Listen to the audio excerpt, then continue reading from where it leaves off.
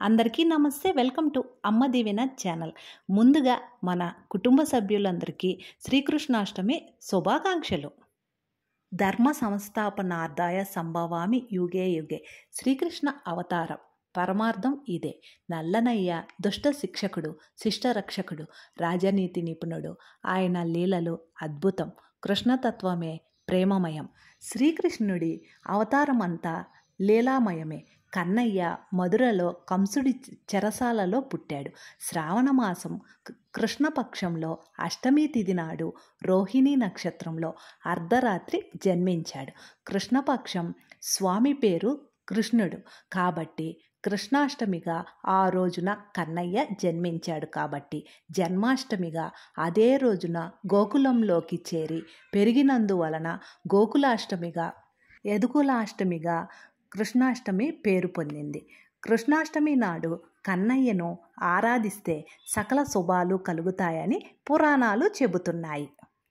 ముందుగా ఈ కృష్ణాష్టమి పండుగ రోజు తెల్లవారుజామునే నిద్రలేచి ఇంటిని వాకిలిని శుభ్రం చేసుకొని తలంటు స్నానం చేసి ఆ తరువాత వాకిటి ముందు నుంచి కన్నయ్య పాదాలను బియ్యపు పిండితో ఇలా వేసుకుంటూ రావాలి. తరువాత పసుపు కుంకుమలతో అలంకరించి పువ్వులతో అలంకరించాలి. ఇక్కడైతే నా దగ్గర చిన్ని కన్నయ్య చిన్న ఆవు దూడ ప్రతిమ ఉందండి, అది పెట్టుకుందాం అనుకుంటున్నాను ఈరోజు పూజలో. కొన్ని నెమలీకలు, దీపపు ప్రమిదలు ఇలా అన్నీ ఒక చోట శుభ్రం చేసి పెట్టుకున్నాను. మామూలుగా మనము పూజ గదిలో కూడా చేసుకోవచ్చండి. నేనైతే హాల్లో ఇలా పీఠం సిద్ధం చేసి పీఠం మీద ఒక పసుపు వస్త్రం వేసి ఇలా నెమలీకలతో అలంకరించానండి. తరువాత ఈరోజు ఏ దీపాలనైతే మనము వెలిగించాలనుకుంటున్నామో ఆ దీపాలను చక్కగా శుభ్రం చేసి పసుపు కుంకుమలతో అలంకరించి ఇటువైపు ఒకటి అటువైపు ఒకటి ఉంచి ఆ తరువాత ఆవు నేతిని కానీ నువ్వుల నూనెను కానీ ఉంచి 2 ఒత్తులు కలిపి ఒక ఒత్తిగా తయారు చేసి ఈ దీపపు ప్రమిదల్లో ఉంచాలి. తరువాత ఏకహారతితో కానీ అగరవత్తులతో కానీ దీపాలను వెలిగించాలి. దీపాలను వెలిగించిన తరువాత మన దగ్గర ఉన్న పువ్వులతో అలంకరించాలి. నేను ఇందాక చూపెట్టాను కదండి, నా దగ్గర చిన్న కన్నయ్య విగ్రహం ఉంది. ఆ విగ్రహానికి ఈరోజు పాలాభిషేకం చేద్దాం అనుకుంటున్నాను. మీ దగ్గర విగ్రహం ఉంటే ఈరోజు పాలాభిషేకం చేసుకుంటే చాలా మంచిది. ఒకవేళ లేనట్లయితే కన్నయ్య ఫోటో పెట్టుకోనన్నా మనము చక్కగా సంతోషంగా పూజను చేసుకోవచ్చు. ఇలా పీఠం సిద్ధం చేసుకున్న తర్వాత పువ్వులతో అలంకరించి ఆవు పాలు అయితే మంచిదండి. ఒకవేళ మీకు దొరకని పక్షంలో ప్యాకెట్ పాలను కూడా చక్కగా ఉపయోగించుకోవచ్చు. ముందుగా అయితే ధూపం వేసిన తర్వాత ఇలా పాలతో అభిషేకం చేయాలి. పంచామృతంతో కూడా మీకు వీలైతే ఈరోజు అభిషేకం చేసినట్లయితే ఉత్తమమైన ఫలితాలు కలుగుతాయి. ఇంకా ఈ కృష్ణాష్టమి రోజున భక్తులంతా భగవద్గీత పారాయణం చేస్తారు. చిన్ని తెల్లని బాల పాదముద్రికలను బయట నుంచి ఇంటి లోపలికి వేసుకుంటారు. మామూలుగా నేను ఇందాక చూపించాను కదండి, నేను కూడా వాకిటి దగ్గర నుంచి ఎక్కడ పూజ చేస్తున్నామో అంతవరకు వేశాను. ఆ చిన్ని కృష్ణుని అడుగులు వేసుకుంటూ తమ ఇంటికి వస్తాడని నమ్ముతారు. శ్రీకృష్ణ జన్మాష్టమి నాడు నల్లనయ్య పవలింపు సేవను విశిష్టంగా జరుపుతారు. శ్రీకృష్ణాష్టమి రోజున విశిష్టమైనది ఉట్ల పండగ. అందనంత ఎత్తున ఉట్లు కట్టి పోటీ పడుతూ వాటిని కొడతారు.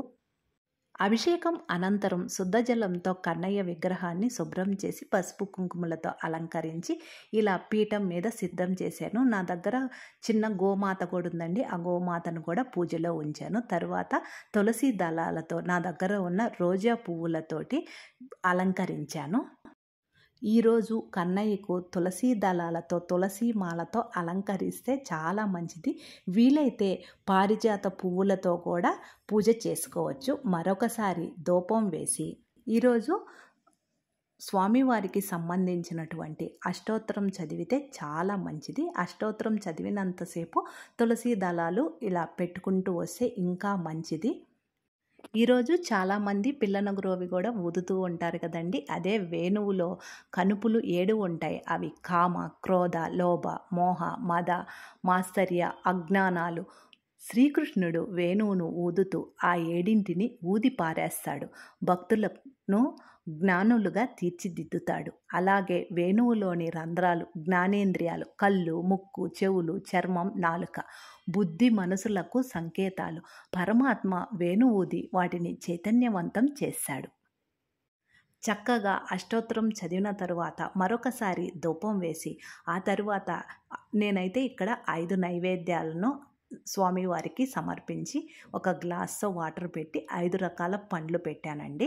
చివర్లో ఒక కొబ్బరికాయ కొట్టుకుంటే సరిపోతుంది. ఈ పండుగను చాలా సింపుల్గా ఎటువంటి హడావిడి లేకుండా ప్రశాంతంగా చేసుకోవచ్చండి.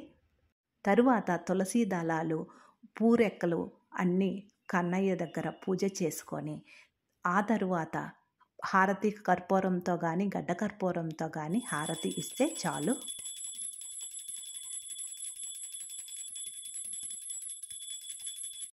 నేనైతే ఈ కృష్ణాష్టమి పండుగ రోజు కన్నయ్యకు చాక్లెట్లు కూడా పూజలో పెడతానండి. ఈ చాక్లెట్లను ఇంటి దగ్గర ఉండే చిన్నపిల్లలకు పంచిపెడతాను. అంతేనండి, చాలా సింపుల్గా ఎటువంటి హడావిడి లేకుండా ఇంట్లో ఉండే పువ్వులు పెట్టి కూడా ప్రశాంతంగా పూజ చేసుకోవచ్చు. ఇక్కడ నేను పూజా విధానం చూపించాను కదండి, అలాగనే చేయాలనేం లేదండి.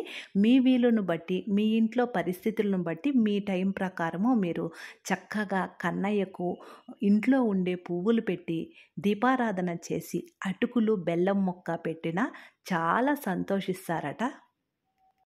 ఇలా ఇంట్లో చక్కగా ప్రశాంతంగా పూజ చేసుకున్న తరువాత మీ వీలును బట్టి ఈరోజు ఆ కృష్ణ పరమాత్ముని దేవాలయానికి వెళ్ళి సందర్శించుకుంటే ఉత్తమమైన ఫలితాలు కలుగుతాయి. నేను కన్నయ్యకు నైవేద్యాలు సమర్పించాను కదండి, ఆ నైవేద్యాలన్నీ ఎలా తయారు చేయాలో మన శారదాస్ ఛానల్లో ఫుల్ వీడియో నిన్న అప్లోడ్ చేశానండి. అవసరం అనుకుంటే చూడండి. కొన్ని ప్రదేశాలలో ఈరోజు చేసుకుంటున్నారండి పూజ అనేది, కొన్ని ప్రదేశాలలో రేపు చేసుకుంటున్నారు. మీ ఊర్లో ఎప్పుడు చేసుకుంటున్నారో కామెంట్ సెక్షన్లో తెలియచేయండి. నేనైతే 26వ తేదీ సోమవారం ఇలా పూజను చేసుకున్నాను.